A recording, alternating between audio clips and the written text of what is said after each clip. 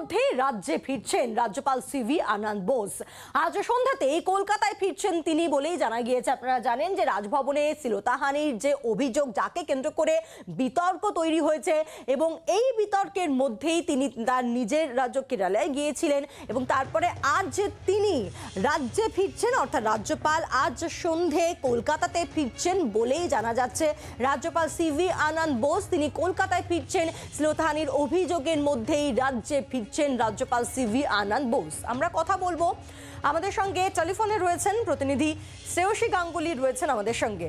শ্রেয়সী, বিতর্কের মধ্যেই কলকাতায় ফিরছেন রাজ্যপাল।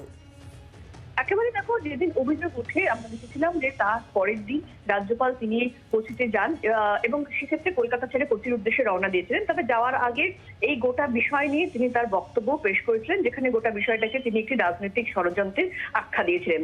এবং কিন্তু কার্যত দেখা গিয়েছিল তার এই কোচিতে চলে যাওয়া নিয়ে তীব্রভাবে রাজনৈতিক কটাক্ষের মুখে পড়তে হয়েছিল তাকে। তার হঠাৎ করে এইরকম ঘটনা, তার পরবর্তীকালে তিনি হঠাৎ করে কোচি চলে যাচ্ছেন। এবং ইতিমধ্যে আমরা দেখেছিলাম যে তৃণমূল কংগ্রেসের পক্ষ থেকে তাকে নিয়ে রীতিমতো এই ঘটনা নিয়ে রীতিমতো একাধিকবার প্রবল সমালোচনা করেছেন মুখ্যমন্ত্রী তিনি নিজে।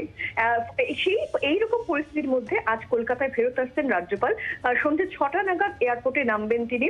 এবং সেক্ষেত্রে আমরা দেখেছিলাম যে গতকালই রাজভবনের তরফে রাজভবনের স্টাফেদের উদ্দেশ্যে বলা হয়েছিল যে পুলিশ কোনো রকম এনকোয়ারি করতে এলে নির্দিষ্ট ধারা দেখিয়ে বলা হয়েছিল যে সেক্ষেত্রে সেখানে সাড়া দেওয়ার কোনো প্রয়োজন নেই, সেক্ষেত্রে পুলিশের তলপে উপস্থিত হওয়ার কোনো প্রয়োজন নেই। এই ধরনের নির্দিষ্ট একটা নির্দেশিকা, সেক্ষেত্রে নির্দিষ্ট ধারা উল্লেখ করে বলা হয়েছিল।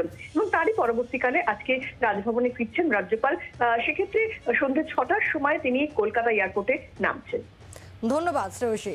আজ ফের রাজভবনের কয়েকজন আধিকারিকের তলবের সম্ভাবনাও রয়েছে। আপনাদের মনে থাকবে যে এর আগে হাজরা এরান তারা, এবং সিসি ফুটেজ কিন্তু এখনো পুলিশ তাদের হাতে পায়নি। আর এরই মধ্যে গতকাল রাজভবনের বিবৃতি, সেখানে রাজভবনের কর্মীদের একেবারে নিশ্চুপ থাকার বার্তা দেন রাজ্যপাল, এবং তিনি পুলিশের যে তদন্তে এখতিয়ার নেই সেই বিষয়টিও তিনি উল্লেখ করেন। আর এসবের মধ্যেই আজ সন্ধ্যায় কলকাতায় ফিরছেন রাজ্যপাল সিভি আনন্দ বোস।